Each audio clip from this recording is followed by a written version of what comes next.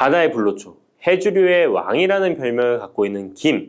이런 몸에 좋은 김도 잘못 먹으면 암에 걸리고 치매에 걸릴 수 있다는 사실 알고 계신가요? 아무리 좋은 음식도 제대로 알고 드실 때 건강을 지키는 보약이 될 수 있는 것이죠. 식탁 위에 빼놓을 수 없는 반찬, 김의 효능 5가지. 김을 드실 때 주의해야 될 분들, 그리고 김과 함께 먹으면 보약이 되는 최고의 음식과 김을 굽는 방법, 좋은 김을 고르는 방법까지 김에 대한 모든 것 알려드릴게요. 입맛도 없고 마땅한 반찬도 없을 때 김 하나만 있어도 밥 한 그릇 뚝딱 해치울 수 있지 않나요? 저도 마찬가지지만 저희 아이들도 김 하나만 있어도 반찬 투정 안 합니다. 이렇게 밥 반찬으로도 최고지만 요즘 전 세계에서 우리나라 문화에 열광을 하며 우리나라 음식에도 관심이 많은데요. 최근에는 특히 바로 이 김에 대한 관심도 높아졌습니다. 냉동김밥이 어마어마하게 많이 팔리면서 김에 대한 인기도 높아져 과자처럼 간식으로 김을 많이 먹고 있다고 하네요. 전 세계적으로 선풍적인 인기를 끌고 있는 김의 첫 번째 효능은 바로 뇌를 건강하게 해서 치매를 예방하는 데 좋다는 것입니다. 김에는 뇌신경을 활성화시키는 비타민 B1과 비타민 B2가 풍부하게 들어있는데요. 이 비타민들이 뇌세포의 건강을 유지하고 신경 전달 물질을 생성하는 데 도움을 주어 기억력을 향상시키고 뇌를 계속해서 활성화시켜줍니다. 또한 미네랄 성분들이 풍부하여 뇌 기능을 활성화하는 데 도움을 주어 치매를 예방할 수 있습니다. 그리고 김에는 포피란이라는 수용성 식이섬유가 풍부하게 함유되어 있는데요. 이 포피란은 혈관 내에 나쁜 콜레스테롤 LDL 수치를 떨어뜨려주는 효능이 있습니다. 따라서 혈관 내의 혈전 생성을 막아주고 동맥경화도 예방하여 혈액순환을 좋게 함으로써 뇌에도 혈류를 원활하게 해주는 것입니다. 또 김에 함유되어 있는 알긴산이라는 성분이 있는데요. 이 알긴산도 콜레스테롤이 혈관에 쌓이는 것을 방지하고 몸 밖으로 배출시켜주는 역할을 해줍니다. 국립부경대학교 연구팀의 연구 결과에 따르면 알긴산은 혈관 내의 중금속과 노폐물을 흡착하여 제거하고 혈액 속 중성지방 및 콜레스테롤을 억제하여 피를 맑게 하고 성인병 예방에 놀라운 기능을 한다고 보고하고 있습니다. 이러한 성분들의 효능으로 뇌에 필요한 영양분을 충분히 공급하고 노폐물을 빨리빨리 배출할 수 있게 되어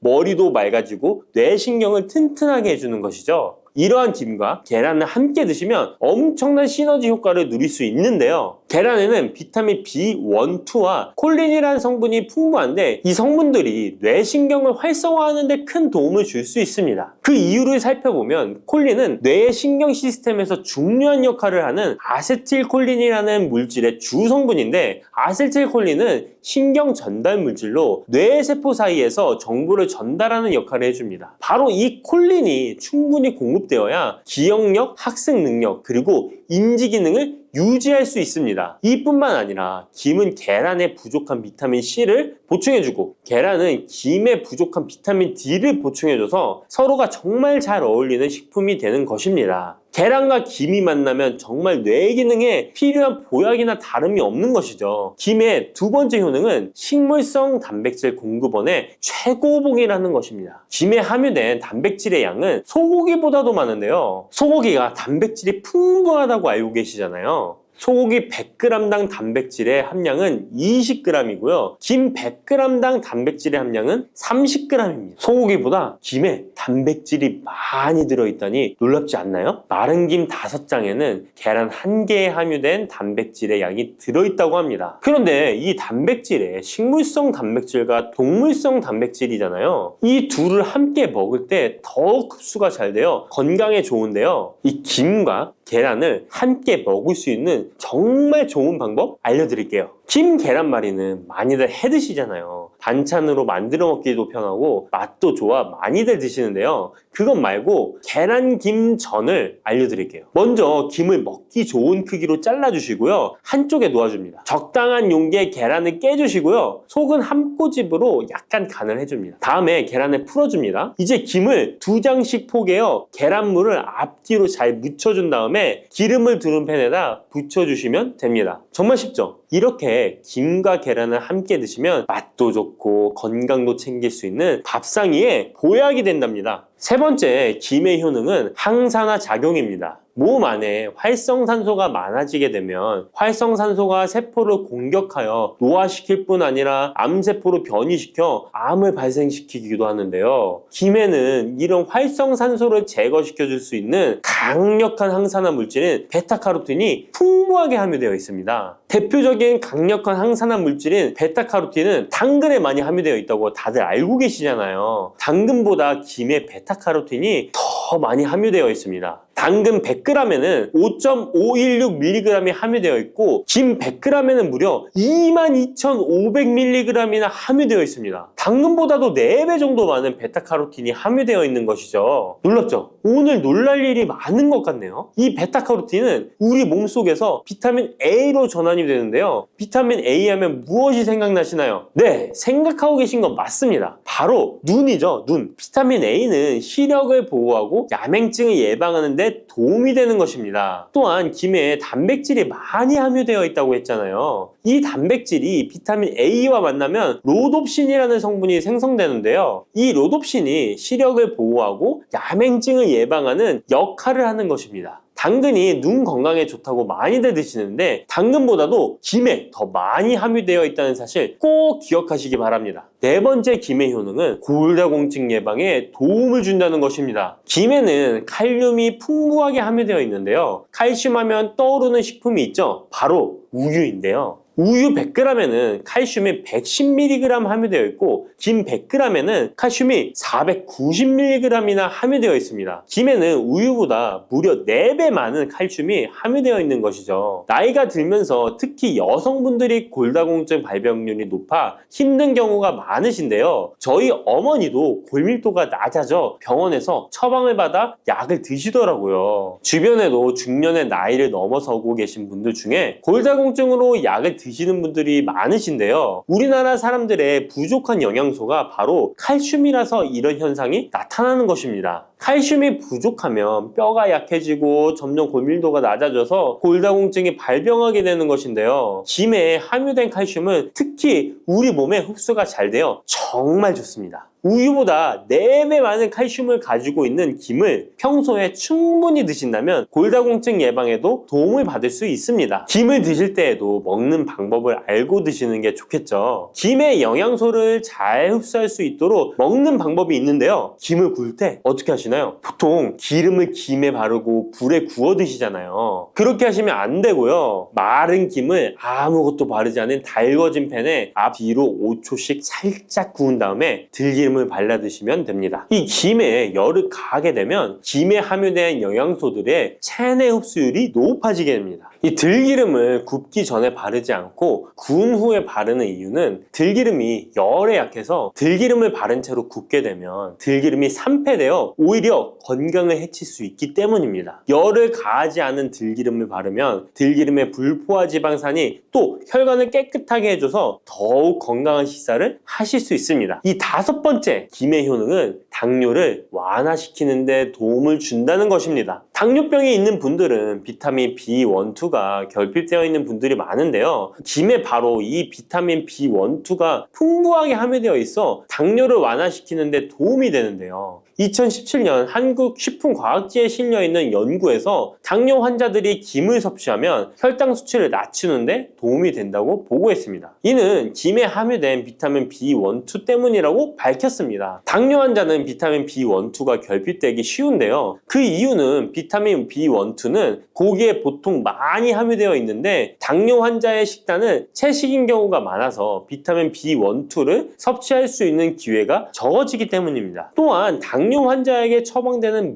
메트포르민 계열의 성분들의 약물이 비타민 B1, 2의 흡수를 방해해 비타민 B1, 2가 결핍될 가능성은 더욱 높아집니다. 당뇨 환자들은 고혈당으로 인해 신경이 많이 손상이 되는데요. 이 때문에 손발끝이 저리거나 통증이 오는 신경합병증이 발생하게 됩니다. 이 증상을 완화시키고 신경이 손상되지 않도록 보호하는 역할을 비타민 B1, 2가 해주는 것입니다. 이런 이유로 당뇨 환자는 비타민 B1, 2의 섭취를 신경 써서 해주는 것이 좋지만 말씀드린 대로 육류 식단은 또 당뇨 환자의 식단에 잘 들어가 있지 않죠. 그래서 비타민 B1, 2가 풍부한 김을 섭취하는 것이 당뇨 환자에게 정말 좋은 대안이 되는 것입니다. 비타민 B1, 2의 하루 권장 섭취량은 2.4mg인데요. 이는 자르지 않은 김 한 장만 섭취해도 충분히 섭취할 수 있는 양입니다. 당뇨가 있는 분들이라면 오늘부터 식사하실 때 김을 꼭 드셔야겠죠? 다만 시중에 판매되는 조미김은 기름에 구워지고 그 기름이 산패될 가능성이 높아 오히려 건강에 해로울 수 있으니까 알려드린 대로 마른 김에 기름을 바르지 않고 달궈진 팬에 살짝 구워 드시기 바랍니다. 그런데 이렇게 평소에 많이 드시고 계신데 잘못 드시면 건강을 해칠 수도 있다는 사실 알고 계신가요? 특별히 갑상선이 약하신 분들은 김을 섭취하는데 주의하셔야겠습니다. 갑상선은 우리 몸에서 가장 중요한 내분비 기관 중 하나인데요. 갑상선은 목 부분 기관지 아래에 위치한 나비 모양의 내분비 기관입니다. 중요한 여러 기능을 하지만 그 중에서도 특별히 대사율을 조절하는 기능을 합니다. 갑상선에 T3, T4 호르몬을 분비하여 우리 몸의 에너지 소비와 체온 조절을 하는데 중요한 역할을 하는 것입니다. 그리고 갑상선 호르몬은 신경 시스템의 정상적인 기능을 유지하는데 꼭 필요한데요. 이 호르몬이 제대로 분비가 되지 않아 수치가 너무 높거나 낮게 되면 우울증, 불안 증세,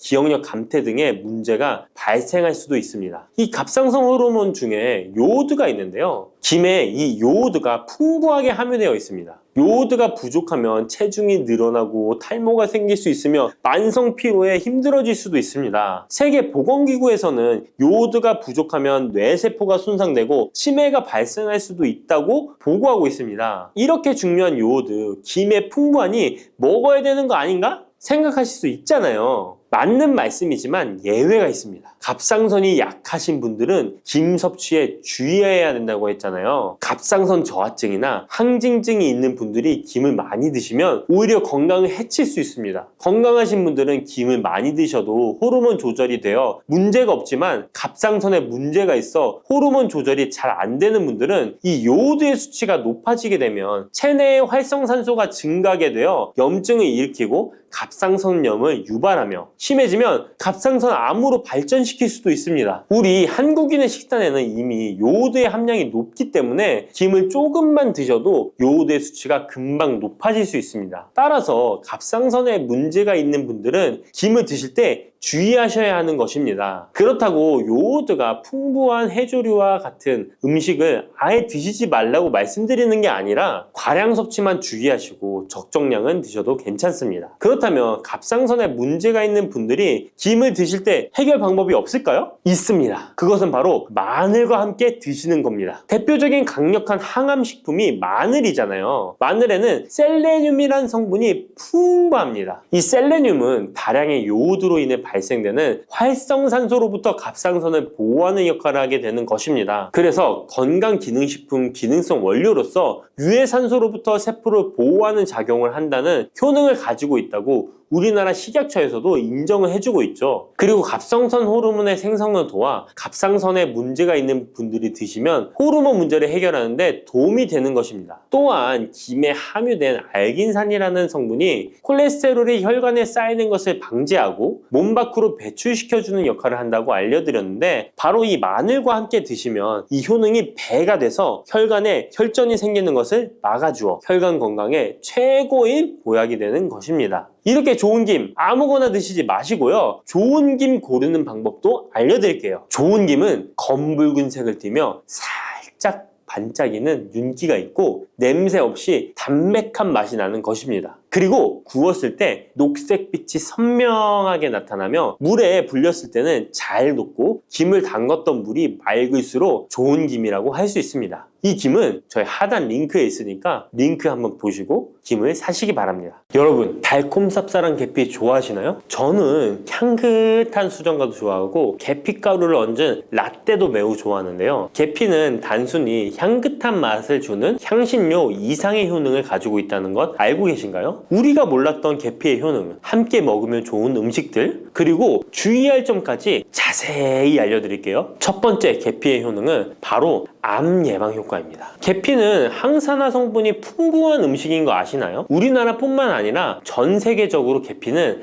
많은 사랑을 받고 있는데요. 향이 좋을 뿐만 아니라 계피의 효능 또한 뛰어나기 때문입니다. 계피에는 항산화 물질이 함유되어 있는데요. 이런 항산화 물질은 우리 몸의 세포가 노화되거나 손상되는 것을 막아주는 역할을 합니다. 특히 계피에 들어있는 시나믹 알데하이드라는 성분이 강력한 항암 효과를 가지고 있어 암세포의 성장을 억제하는 효과가 있는 것이죠. 연구에 따르면 계피는 특히 대장암이나 간암 예방에 효과적일 수 있다고 하는데요. 계피에는 항산화 물질인 폴리페놀이 풍부하게 함유되어 자유라디칼이라고 불리는 유해한 분자로부터 세포를 보호하는 역할을 합니다. 자유라디칼은 암 예방과 관련된 DNA 손상을 일으킬 수 있으므로 항산화 작용을 통해 암 예방에 도움을 줄 수 있습니다. 꾸준히 섭취하면 암 예방에 큰 도움이 될 수 있겠죠? 계피의 놀라운 효능 두 번째는 탁월한 콜레스테롤 관리입니다. 계피는 콜레스테롤 수치 조절에도 아주 유익한 식품인데요. 계피에 포함된 식이섬유와 폴리페놀 성분이 이와 같은 효능을 나타내는데 이 성분들이 혈관을 깨끗하게 유지하는데 중요한 역할을 한다고 합니다. 여러 연구에 따르면 계피에 포함된 성분들이 혈중 나쁜 콜레스테롤 LDL을 감소시키고 좋은 콜레스테롤 HDL을 증가시키는데 도움을 주고 있다고 합니다. 이는 계피에 함유된 특정 화합물이 콜레스테롤의 흡수를 억제하고 간에서 콜레스테롤의 생성을 감소시키는 작용을 할 수 있다는 것을 의미합니다. 계피는 체내에서 지방의 축적을 막고 혈관의 건강을 유지하는 데도 중요한 역할을 한다고 알려져 있죠. 고지혈증이나 고콜레스테롤 혈증은 심혈관 질환을 일으킬 수 있는 중요한 위험 요소로 알려져 있는데요. 계피는 이런 위험 요소를 관리하는 데 도움을 줄 수 있답니다. 따라서 계피를 적당히 섭취하면 콜레스테롤을 관리하는 데 유익하다고 할 수 있습니다. 심혈관 질환이 걱정되시는 분들에게는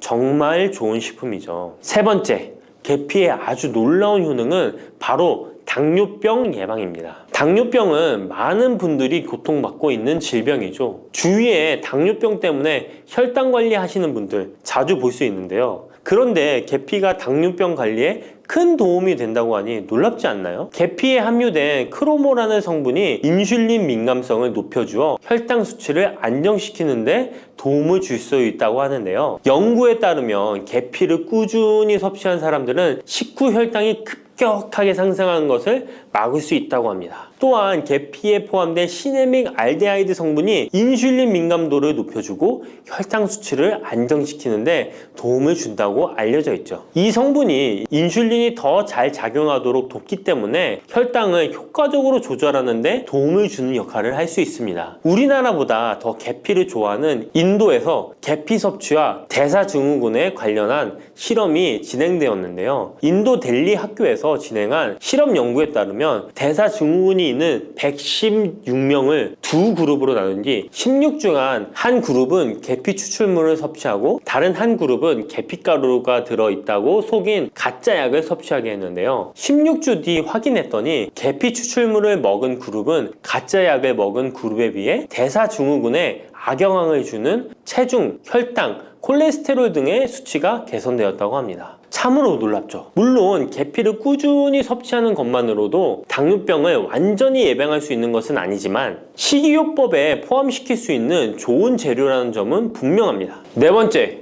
계피의 놀라운 효능은 바로 항염작용입니다. 계피가 항염작용까지 있다니 참 신기하죠? 계피에는 항염증 작용이 있는 화합물이 함유되어 있는데요. 계피에 들어있는 시나믹 알데하이드 성분은 염증을 줄이는데 효과적이라고 연구 결과도 있습니다. 이 성분은 몸속 염증 반응을 억제해 주어 관절염, 근육통, 염증성 질환이 있는 분들에게 매우 유익한 식품이죠. 특히 체내에서 발생하는 염증은 만성적인 질환을 유발할 수 있기 때문에 이를 예방하는 것이 중요한데요. 계피를 섭취하면 몸속 염증을 낮춰주는데 도움을 줄 뿐만 아니라 면역력 강화에도 긍정적인 영향을 미친다고 알려져 있습니다. 겨울철에는 찬바람과 습기로 인해 염증이 쉽게 발생하는데 계피를 섭취하면 몸을 따뜻하게 해주고 염증을 예방하는 데 도움이 됩니다. 계피 섭취가 일상적인 건강 유지, 특히 쌀쌀한 겨울에 아주 좋은 영향을 미친다고 할 수 있죠. 그렇다면 이것들과 계피와 함께 먹으면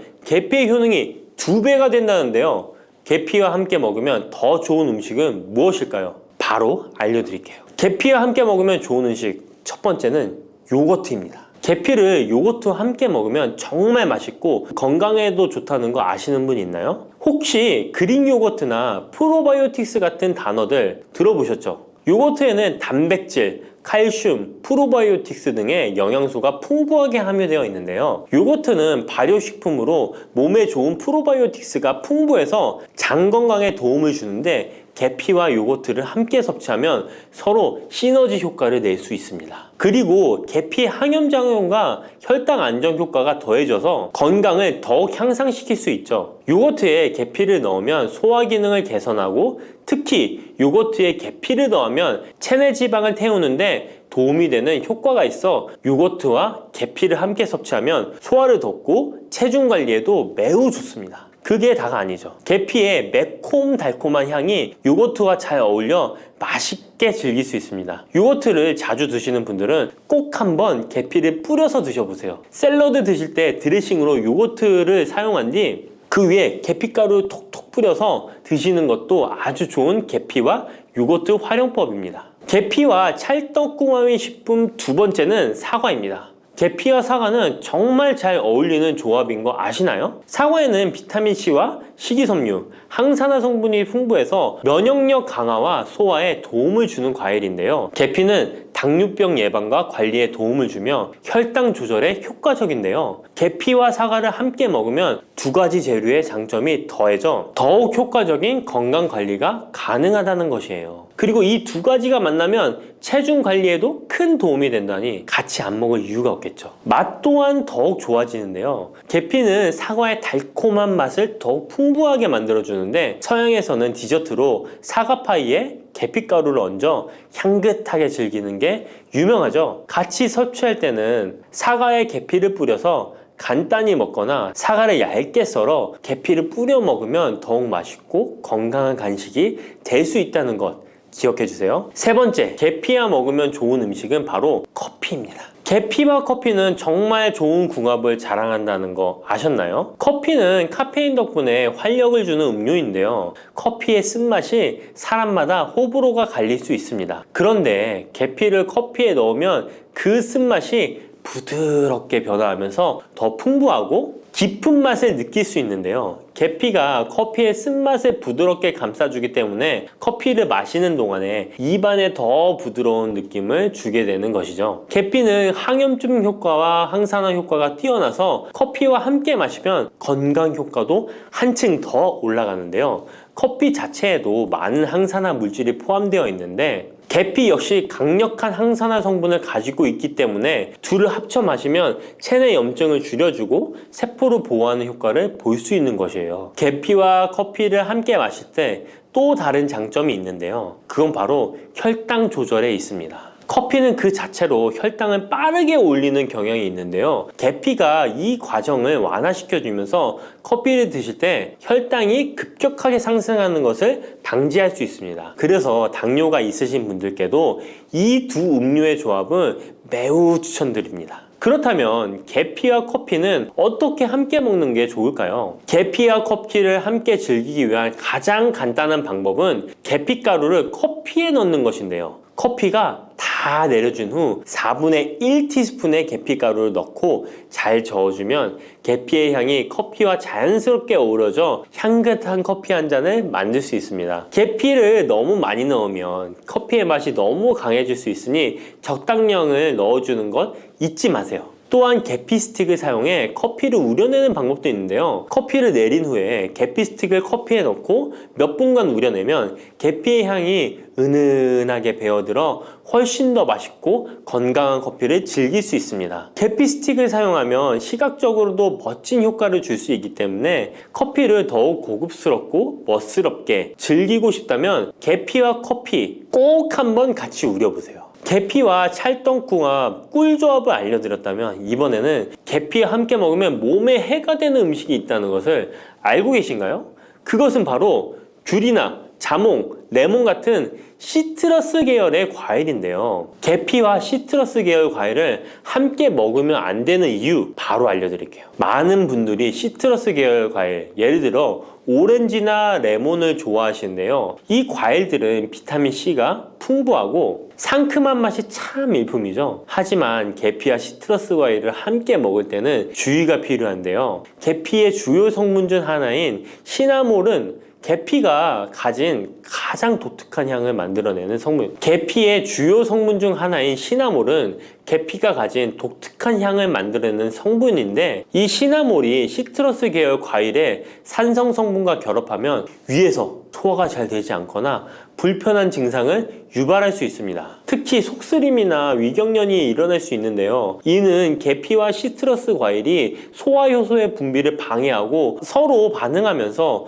위에 자극을 주기 때문입니다. 거기에다 시트러스 과일의 산도가 더해져 위산이 과도하게 분비될 수 있기 때문에 계피와 오렌지, 레몬, 귤과 같은 과일들을 함께 먹는 것은 피하는 것이 좋습니다. 만약 계피와 과일을 함께 즐기고 싶다면 아까 알려드렸던 사과도 매우 좋고, 아니면 배도 계피와 잘 어울리는데요. 이러한 과일 소화에도 부담을 주지 않기 때문에 이제부터 계피와 과일을 함께 드시고 싶다면 꼭 유의해 주세요. 계피가 많은 효능을 가지고 있지만 부작용도 있을 수 있는데요. 계피를 섭취할 때 주의할 점은 무엇일까요? 그건 바로 과다 섭취, 간에 손상을 줄 수 있기 때문입니다. 계피는 적당히 섭취하면 건강에 많은 도움을 주지만 과다 섭취 시에 간에 부담을 줄 수 있다는 거 아셨나요? 특히 일반적으로 판매되는 카시아 계피는 쿠마린이라는 성분을 포함하고 있는데요. 이 성분은 과다 섭취 시에 간 손상을 일으킬 수 있습니다. 쿠마린은 간 독성을 일으킬 수 있는 물질로 알려져 있기 때문에 계피를 과다하게 섭취하는 것은 최대한 피하는 것이 좋겠죠? 여기서 우리가 주로 섭취하는 계피가 카시아 계피인지 세이론 계피인지 헷갈리시는 분도 있으실 거예요. 둘의 차이점을 알려드릴게요. 일반 계피는 주로 카시아 계피인데요. 카시아 계피는 중국, 인도, 베트남 등의 아시아 지역에서 많이 재배됩니다. 이 계피는 맛이 더 강하고 매운맛이 나면서 향도 좀 더 진하죠. 가격도 비교적 저렴해서 국내 유통되는 계피는 대부분 이 카시아 계피입니다. 세이론 계피는 주로 스리랑카, 인도의 일부 지역에서 자주 자생하는데요. 이 세이론 계피는 쿠마린의 함량이 매우 적답니다. 그래서 세이론 계피는 일반 계피보다 상대적으로 많이 섭취해도 건강에 부담이 적다는 것이죠. 세이론 계피는 향도 더 섬세하고 가벼운 느낌을 준다는 건데요. 세이론 계피는 더 희귀하고 가격이 비싸고 고급 계피로 취급되며 주로 건강식품이나 고급 요리에 사용됩니다. 앞서 말했듯이 우리가 쉽게 구할 수 있는 계피는 카시아 계피인데요. 그래서 섭취할 때는 보통 하루에 1에서 2g 정도 섭취하는 것이 안전한 양으로 권장되고 있고, 과다 섭취로 계피의 부작용을 경험하고 싶지 않으시다면 계피를 섭취할 때는 적당량을 지키는 것이 중요합니다. 꼭 기억해 주세요. 쑥 잘못 먹었다가 맹독 때문에 응급실로 실려갈 수 있어요. 얼마 전 시골 마을에서 쑥 때문에 한바탕 큰 소동이 있었는데요. 마을 사람 7명이 쑥을 먹고 응급실에 실려갔던 거예요. 도대체 왜 그들은 응급실에 실려간 걸까요? 봄이면 향긋한 향과 쌉싸름한 맛으로 많이 먹는 쑥이 사실 정말 잘 알고 드셔야 한다는 건데요. 잘못 알고 먹으면 이 마을 사람들처럼 응급실에 실려갈 수 있다는 거예요. 그럼 지금부터 쑥 드실 때 주의할 점, 그리고 쑥을 드시면 안 되는 분들, 쑥과 함께 드시면 안 되는 음식, 쑥의 효능, 쑥과 함께 드시면 보약이 되는 음식에는 어떤 것이 있는지 쑥 건강하게 먹는 방법까지 알려드릴게요. 우리나라에 자라는 쑥의 종류가 40종이 넘고 쑥과 비슷하게 생긴 독초도 있어 채취 시 주의해야 합니다. 먼저 오초라는 독초가 있는데 쑥과 비슷하여 해마다 오초를 섭취하고 병원에 실려오는 환자들이 있습니다. 이 오초는 조선시대에는 사약을 만들 때 사용할 정도로 맹독을 가지고 있습니다. 많이 자랐을 때는 쑥과 어느 정도 구분이 되지만 어린 잎인 새수는 쑥과 너무 비슷해서 이런 사고가 자주 발생하게 됩니다. 그리고 쑥은 아무 데서나 채취해서 드시면 안 되는데요. 그 이유는 바로 중금속 때문입니다. 도심이나 하천, 도로변에서 채취한 쑥에서는 기준치 이상의 발암물질인 중금속이 검출되고 있어 쑥을 채취할 때는 각별히 주의하시고 웬만하면 안전하게 재배하여 판매되는 쑥을 드시는 것을 권장합니다. 또한 쑥 자체에서도 독성이 있어 주의가 필요한데요. 소화기관이 약한 사람이 과하게 섭취할 경우 복통, 설사 등의 문제가 발생할 수 있습니다. 임산부가 쑥을 드시면 자궁수축을 유발하여 조산이나 유산의 위험을 증가시킬 수 있습니다. 쑥의 독성은 봄에 채취할 때보다 여름에 채취한 싹에서 강하게 나타나게 됩니다. 쑥의 독성으로 인해 알레르기를 일으킬 수 있는데 재채기, 콧물, 눈물이 나며 두드러기, 복통의 증상이 나타날 수 있으며 심하면 호흡곤란이 생길 수 있습니다. 평소에 복숭아, 사과, 해바라기 또는 국화와 식물로 인해 알레르기 반응을 일으키는 분들은 특별히 주의하셔야 합니다. 몸에 열이 많은 분들도 쑥을 함부로 드시면 안 됩니다. 쑥이 몸에 좋다고 하여 계피, 대추 또는 각종 야채를 넣어 차를 끓여 드시기도 하고 물 대신 드시거나 쑥즙을 내어 드시는 분들이 계신데요. 평소 몸에 열이 많은 분들은 절대 이렇게 드시면 안 됩니다. 한의학에서 생쑥은 따뜻하고 익힌 쑥은 뜨겁고 매운 성질을 가지고 있는 식물이라고 합니다. 몸에 열이 많은 분들이 쑥을 저렇게 드시면 몸에 지나치게 많은 열이 발생해 특히 가슴과 머리 쪽으로 올라가게 되는데 이 열로 인해 혈압이 올라가고 심장병의 원인이 될 수도 있습니다. 이런 쑥을 드실 때는 함께 먹는 음식도 중요한데요. 절대로 함께 드시면 안 되는 음식은 우유입니다. 요즘 쑥을 이용해 케이크도 만들고 음료로 쑥 라떼 같은 것도 인기가 높은데요. 쑥의 효능들이 우유와 함께 먹으면 전부 사라지게 되는데요. 우유의 카제인 단백질이 쑥에 있는 폴리페놀과 결합하여 몸에 흡수되지 않고 배출되도록 만들기 때문입니다. 따라서 아무리 좋은 쑥도 우유와 함께 드시면 전혀 소용이 없다니 정말 아쉽죠.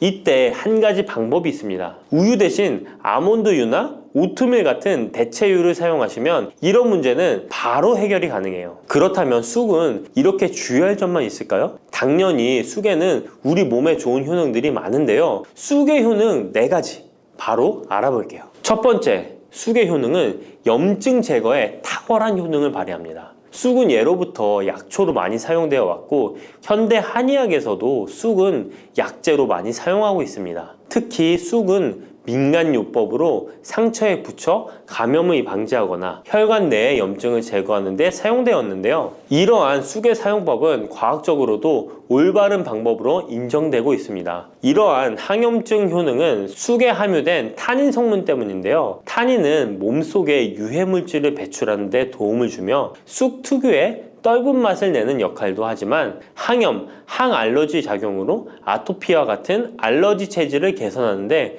도움을 주기도 합니다. 그리고 혈액 정화 작용을 해주는 클로로필 성분이 풍부하여 혈관 내에 나쁜 콜레스테롤을 흡착하여 배출해주어 혈액순환을 원활하게 해줍니다. 이뿐 아니라 클로로필은 혈액 내에 해로운 병균을 제거해주는 백혈구의 수를 늘려 염증을 억제하는 데 탁월한 효능을 발휘해줍니다. 두 번째 쑥의 효능은 당뇨 개선에 탁월합니다. 쑥에는 이눌린이라는 수용성 식이섬유가 풍부한데요. 이 성분은 장에서 포도당의 흡수를 느리게 만들어 식후의 혈당이 급격히 오르는 것을 예방해줍니다. 건강한 성인을 대상으로 한 최근의 한 연구에서는 이들이 쑥 추출물을 먹고 난 후에 식후 혈당이 눈에 띄게 낮아진 결과를 확인할 수 있었습니다. 그리고 클로로겐산이라는 성분이 많아 간에서는 포도당의 합성을 억제하고 근육에서는 포도당의 이용을 촉진해서 혈당 조절에 큰 역할을 해준답니다. 실제 연구에서도 클로로겐산은 공복 혈당과 당화혈색소가 크게 낮아지고 인슐린 감수성이 높아진 사실도 밝혀졌습니다. 그런데 이 두 가지 성분보다도 훨씬 더 중요한 것이 있는데요. 그것은 바로 시네올입니다. 시네올이 혈당 조절에 결정적인 역할을 하는데요. 췌장의 베타세포를 자극하여 인슐린 분비를 촉진시키며 말초 조직에서는 인슐린 감수성을 높이는 역할을 합니다. 시네올 말고도 쑥에는 이눌린, 클로로겐산, 폴리페놀 등 여러 생리활성 물질들이 복합적으로 작용해서 당뇨를 개선하는 효과를 나타내는 것이랍니다. 세 번째 쑥의 효능은 몸을 따뜻하게 해주는 역할입니다. 당뇨 개선에도 도움을 주는 시네올은 특유의 향을 내며 몸을 따뜻하게 해주는 효과가 있습니다. 시네올은 혈액순환을 촉진하고 면역력을 강화하는 데 도움을 주는데요. 특히 손발이 찬 수족냉증을 개선하는 데 효과적이며 신진대사를 원활하게 해주어 생리통, 생리불순 등의 여성 질환을 완화시키는 데에 큰 역할을 해줍니다. 쑥의 따뜻한 성질이 혈액순환을 촉진시키고 자궁의 기능을 강화해주기 때문이랍니다. 네 번째 쑥의 효능은 장을 건강하게 하여 변비를 예방하고 소화불량을 해결하는 데 도움을 주는 것입니다. 쑥에는 시금치보다 무려 3배나 많은 식이섬유를 가지고 있어 장 운동을 촉진하고 변비 및 숙변 제거에 탁월합니다. 또한 시네올은 위장 점막의 염증을 완화하고 위장 내 유해균을 제거하여 소화장애를 예방하는 데 도움을 줍니다. 그리고 쑥에 함유된 비타민 A는 장내의 점막을 보호하여 장 건강을 유지하는 데 도움을 주며 항산화 작용에 뛰어난 비타민 C는 장내 유해균을 제거해 주어 장내 환경을 건강하게 해줍니다. 평소 소화가 잘 되지 않는 분은 쑥을 섭취하셔서 답답하고 더부룩한 증상을 해결하면 정말 좋겠죠? 근데 쑥을 드실 때 쑥만 드시는 게 아니잖아요. 다른 음식들과 같이 드시는데 쑥도 궁합이 맞는 음식이 따로 있다는 거 아시나요? 이렇게 몸에 좋은 쑥도 함께 드시면 보약이 되는 찰떡궁합 음식이 있습니다. 쑥과 함께 드시면 보약이 되는 첫 번째 음식은 쌀입니다. 쑥하면 생각나는 음식이 쑥떡 아닌가요? 어릴 적 쑥개떡을 맛있게 먹었던 기억이 있는데요. 쑥떡은 우리나라 사람들에게 사랑받는 음식입니다. 많은 분들이 나이가 들며 당뇨도 많이 생기고 혈당이 오르는 것을 염려하여 쌀밥을 줄이시는 경우가 많이 있는데요. 쌀은 우리 식단에서 빼놓을 수 없죠. 쌀은 70% 이상이 녹말로 구성되어 있어 우리 몸에 필요한 에너지를 제공하는 핵심 원료입니다. 이 녹말은 우리 몸에 거의 완벽하게 흡수되는데요. 쌀에는 6% 이상의 단백질도 함유되어 있어 근육에 필요한 활력과 에너지를 보충해주는 역할도 합니다. 하지만 쌀에는 지방, 식이섬유, 미네랄, 비타민이 다소 부족하다는 단점이 있는데 쑥과 함께 드시면 이런 문제는 바로 해결됩니다. 쑥은 칼슘이 풍부하여 뼈를 튼튼하게 할 뿐만 아니라 많은 비타민을 갖고 있어 쌀의 부족함을 채워줍니다. 두 번째, 쑥과 함께 드시면 보약이 되는 음식은 브로콜리입니다. 쑥과 브로콜리를 함께 드시면 염증과 항암에 놀라운 효능을 갖게 되는데요. 브로콜리는 건강에 좋은 채소라는 사실은 이미 잘 알고 계실 거예요. 그런데 쑥과 함께 드시면 그 효과는 폭발적으로 향상되는데요. 우선 철분의 흡수율이 2배 이상 높아집니다. 특히 철분이 부족한 산모뿐만 아니라 모든 연령대의 여성들에게 좋은 식품이 됩니다. 그리고 서로의 무기질과 비타민의 구성이 좋아 염증 해소에 정말 대단한 시너지 효과를 발휘하게 되는데요. 혈액이 산성화되어 염증이 생기는 것을 원천 차단해주고 세균에 대한 저항력도 길러주어 최고의 항암식품이 된답니다. 쑥과 브로콜리의 식이섬유가 함께 작용하면 놀라운 효능을 발휘합니다. 쑥에는 아테미신산이라는 식이섬유가 풍부한데 이 성분이 간에서 중성지방의 제사를 원활하게 하는데 도움을 줍니다. 이렇게 되면 지방간도 해결되며 몸에 지방이 저장되는 것을 막아주어 다이어트와 붓기 제거, 특히 뱃살 제거에 탁월합니다. 세 번째, 쑥과 함께 드시면 보약이 되는 음식은 계란입니다. 쑥과 함께 계란을 드시면 나이가 들면 많이 생기는 신경통과 손발 저림 증상을 해결할 수 있습니다. 특별히 여성들에게 도움이 많이 되는데요. 쑥의 따뜻한 성질로 인해 혈액순환이 잘 되고 몸의 붓기와 독소를 제거해주는 효과가 좋아 신경통, 저림 같은 증상을 진정시키는데 놀라운 효능을 발휘하는 것입니다. 계란의 단백질과 쑥이 만나 근육을 단단하게 만들어줍니다. 계란에는 단백질과 항산화 성분이 풍부하지만 비타민C가 부족한데 쑥에 많은 비타민C가 있어 계란의 부족한 부분을 채워줍니다. 쑥의 칼륨과 미네랄은 혈액 속에서 세포의 균형을 지켜주고 폐를 정화하여 폐 질환도 완화시켜줍니다. 또한 골다공증과 같은 뼈 질환을 예방해주기도 합니다. 그리고 쑥과 계란을 함께 드시면 뇌 건강에도 좋은데요. 계란의 콜린과 쑥의 비타민이 함께 기억력과 인지 능력을 향상시켜주고 뇌세포를 보호하여 치매를 예방해줍니다. 네 번째, 쑥과 함께 드시면 보약이 되는 음식은 콩나물입니다. 콩나물과 쑥은 식이섬유와 필수 아미노산이 풍부하여 소화 기능을 강화시키는데 탁월한 시너지를 발휘합니다. 콩나물에는 다양한 비타민과 미네랄이 풍부하여 자연적인 비타민 보충제 역할을 합니다. 콩나물에는 지방이 적지만 이를 쑥과 함께 섭취함으로써 체내의 염증을 줄이고 면역력 강화에 필요한 비타민C와 비타민 E를 보충할 수 있습니다. 쑥과 콩나물을 함께 드시면 피부 건강에도 매우 유익합니다. 콩나물이 함유된 실리카와 쑥의 비타민이 함께 작용하여 피부 탄력과 보습을 개선할 뿐만 아니라 노화를 예방하니 정말 좋은 궁합인데요. 쑥과 함께 먹으면 좋은 음식은 이렇게 많은데요. 그렇다면 쑥은 어떻게 먹어야 건강하고 맛있게 먹을 수 있을까요? 쑥떡 같은 음식은 이미 잘 알고 계시죠? 쑥을 잘 세척하여 말린 다음에 가루로 만들어 두시면 여러 요리에 사용하기 편리하고 오랫동안 보관하기에도 좋아요. 요거트에 쑥가루를 섞어 드시면 혈당 관리와 더불어 장 건강에도 도움이 됩니다. 밥 지을 때 잡곡과 함께 쑥을 넣어도 좋고 쑥 부침개, 쑥 전병 등을 만들어 드셔도 맛과 향이 좋습니다. 계란물에 쑥가루를 넣어 계란말이를 해 드셔도 되고 계란찜이나 계란국에 쑥을 넣어 드셔도 됩니다. 계란찜이나 계란말이를 만들 때 브로콜리까지 넣어 드시면 건강에 더욱 좋은 음식이 된답니다.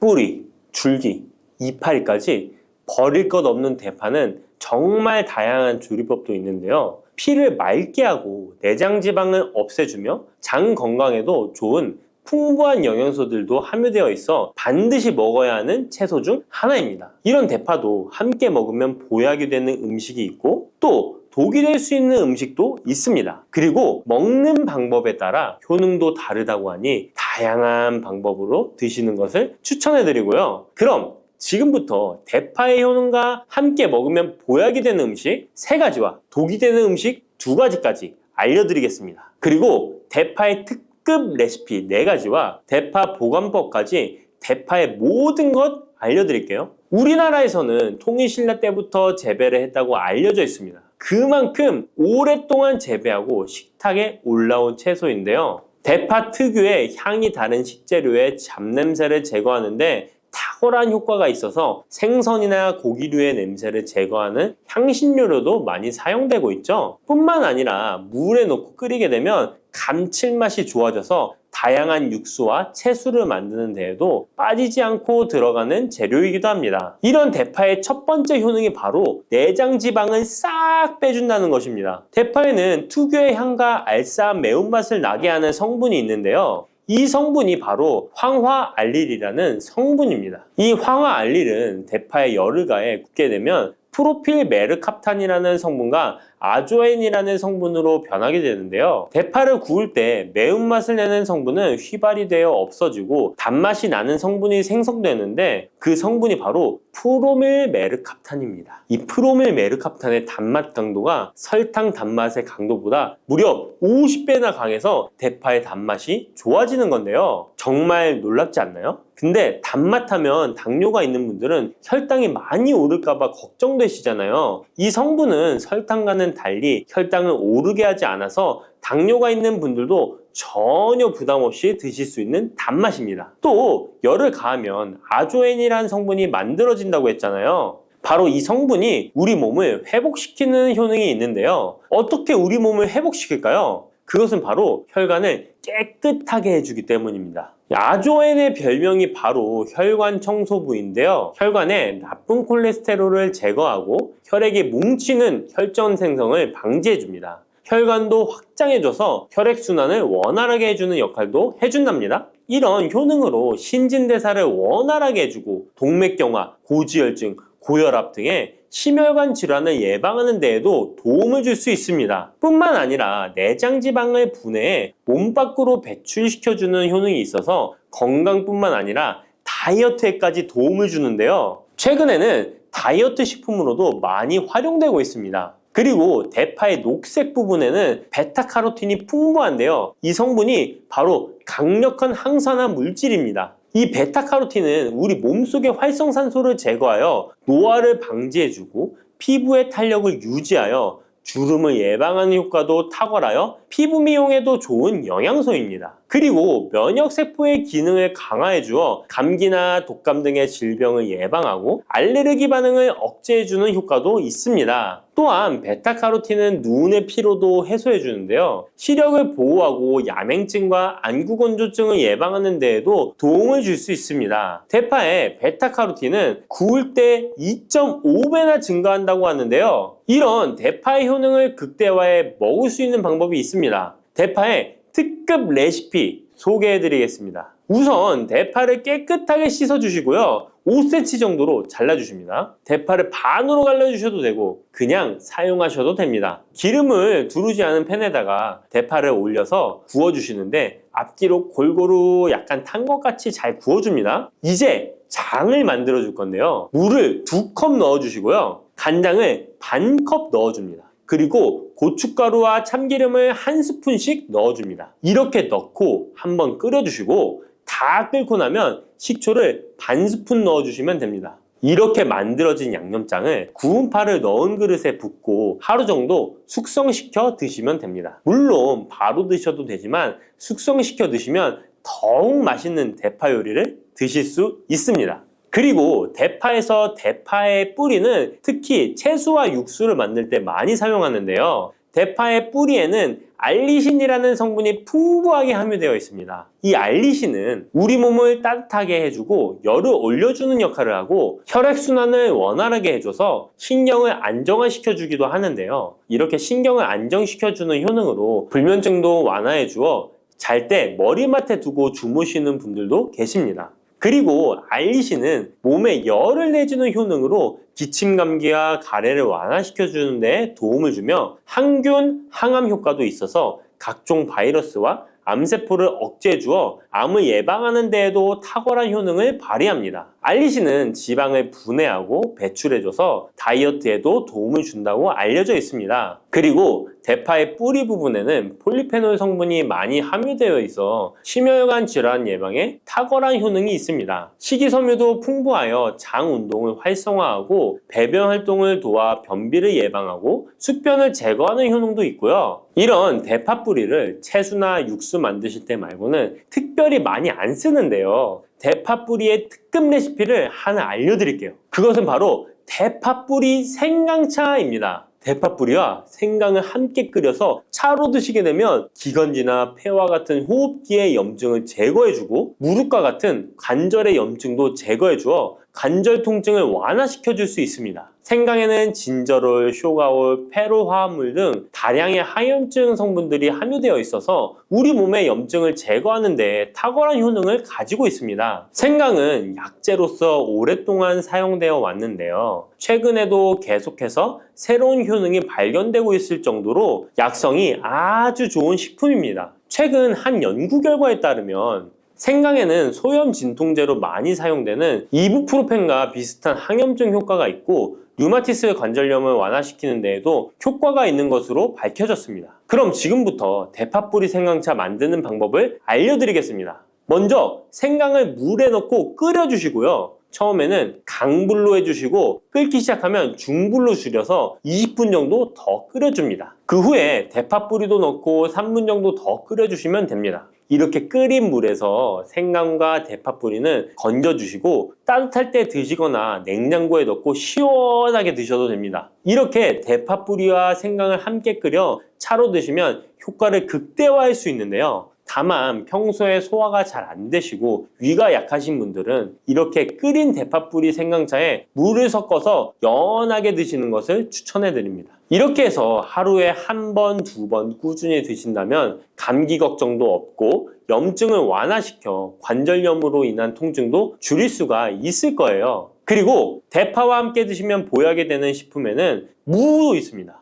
무를 말려서 무말랭이로 드시면 무의 좋은 성분들을 농축하여 드실 수 있다고 하는데요. 간단하게 다시 한번 알려드리자면 무를 드시면 기침과 가래를 멈추게 해주는 효능이 있고 소화를 잘 되게 해주며 혈관을 깨끗하게 해줘서 심혈관 질환에도 도움을 줄 수 있습니다. 또한 칼슘의 함량이 높아서 골다공증을 예방하고 뼈를 튼튼하게 만들어주죠. 그리고 해독작용도 뛰어나고 혈당을 조절해줘서 당뇨를 예방하는 데에도 도움을 줄 수 있습니다. 이렇게 좋은 물을 대파와 함께 드시면 그 효능이 극대화될 수 있는데요. 특히 혈액을 깨끗하게 해줘서 심혈관 질환을 예방하며 당뇨 또한 예방해 줄 수 있을 뿐만 아니라 당뇨 합병증을 완화시켜 주는 데에도 탁월한 도움을 받을 수 있습니다.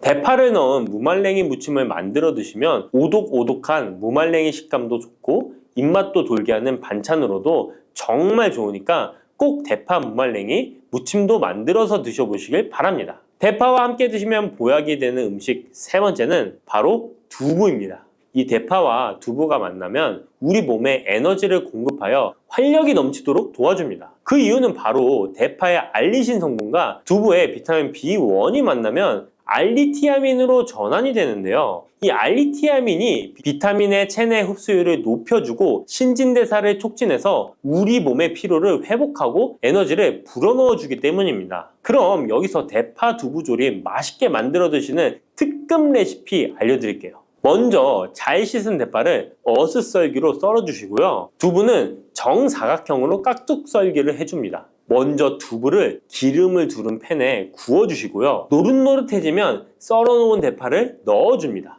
간장을 2스푼 넣어주시고요. 고소한 참깨도 뿌려서 잘 익혀주시면 대파 두부 조림 완성입니다. 정말 맛있겠죠? 이렇게 만든 대파 두부 조림을 드시고 활력 넘치는 하루를 보내실 수 있을 거예요. 대파와 함께 드시면 보약이 되는 음식 네 번째 알려드릴게요. 그것은 바로 대파 팽이버섯 부침입니다. 이 팽이버섯은 버섯 중에서도 버섯 키토산의 성분이 가장 많이 함유되어 있을 뿐만 아니라 식이섬유가 정말 풍부하게 함유되어 있는데요. 버섯 키토산은 혈액 속의 지방을 분해하고 콜레스테롤을 제거해 고혈압, 동맥경화, 심장병 같은 심혈관 질환을 예방할 뿐만 아니라 체내 지방을 흡착하여 배출시켜 주어 내장 지방을 줄여주는 데에도 탁월한 효능이 있습니다. 또한 체내의 중금속의 배출을 돕고 간 건강을 돕는 효능도 있다고 알려져 있고요. 그리고 풍부한 식이섬유가 배변 활동을 도와서 숙변을 제거하는 데에도 큰 도움을 줍니다. 하지만 이 팽이버섯의 세포벽은 단단하기 때문에 그냥 드시게 되면 좋은 성분을 흡수하기가 힘든데요. 열을 가하게 되면 세포벽이 깨지면서 영양 성분의 흡수율을 높일 수 있습니다. 이런 팽이버섯과 대파를 함께 드시게 되면 내장 지방을 제거하고 혈관을 깨끗하게 하는데 탁월한 음식이 되는데요. 먼저 팽이버섯의 밑둥은 잘라버리시고요. 팽이버섯을 적당한 크기로 잘 썰어줍니다. 그리고 흐르는 물에 잘 씻어줍니다. 그리고 대파는 어슷썰기로 잘게 썰어주시고요. 적당한 용기에 계란을 풀어주세요. 팽이버섯과 대파를 넣어서 잘 섞어주고 소금 한 꼬집을 넣어 간을 해줍니다. 이제 잘 달궈진 팬에 기름을 두르고 붙여주시면 됩니다. 정말 쉽죠? 그런데 이렇게 좋은 대파도 함께 드시면 안 되는 음식이 있습니다. 대파와 함께 드시면 안 되는 음식 첫 번째는 바로 꿀입니다. 대파와 꿀은 두 가지 다 몸에 열을 올려주는 효능이 있습니다. 한의학에서는 대파와 꿀을 함께 먹으면 위장에 탈이 나고 더부룩한 현상이 나타날 수 있다고 하는데요. 대파와 꿀을 함께 먹으면 위에서 소화액 분비를 억제하여 소화불량을 유발할 수 있기 때문인데요. 또한 꿀은 알레르기 반응을 일으킬 수 있는데 대파와 함께 먹으면 알레르기 반응이 더 악화될 수 있다는 것을 알아두시면 좋고요. 꼭 기억하셔서 대파와 꿀은 함께 드시지 않기를 추천합니다. 또 대파와 함께 드시면 안 되는 음식은 미역입니다. 미역과 대파 둘 다 알긴산이라는 성분이 있는데 이 알긴산은 미끌거리는 식감이 있습니다. 함께 드시게 되면 식감이 안 좋은 이유도 있지만 식감보다도 더 중요한 이유가 있습니다. 왜냐하면 파에는 인과 유황 성분이 있기 때문인데요. 미역과 파를 함께 드시게 되면 파의 인과 유황 성분이 미역에 함유된 칼슘의 흡수를 방해하게 됩니다. 미역에는 칼슘 함량이 높아서 골다공증 예방에 좋은 효능이 있는데 이 효과를 떨어뜨리게 되는 것이고요. 미역국을 끓일 때 대파로 채수를 내어 시원한 미역국을 끓여 드시는 분들이 계신데 절대 미역국을 끓일 때 대파는 사용하지 않으셔야 합니다. 자, 다음으로는 대파 보관하는 법을 알려드릴게요. 대파를 한 단 사면 양이 많아 한 번에 드시지 못하는 경우가 많은데요. 대파를 보관하실 때는 씻지 않고 흙이 묻은 채 보관하는 것이 좋지만 사용하기 불편하기 때문에 씻어서 보관하는 방법 알려드릴게요.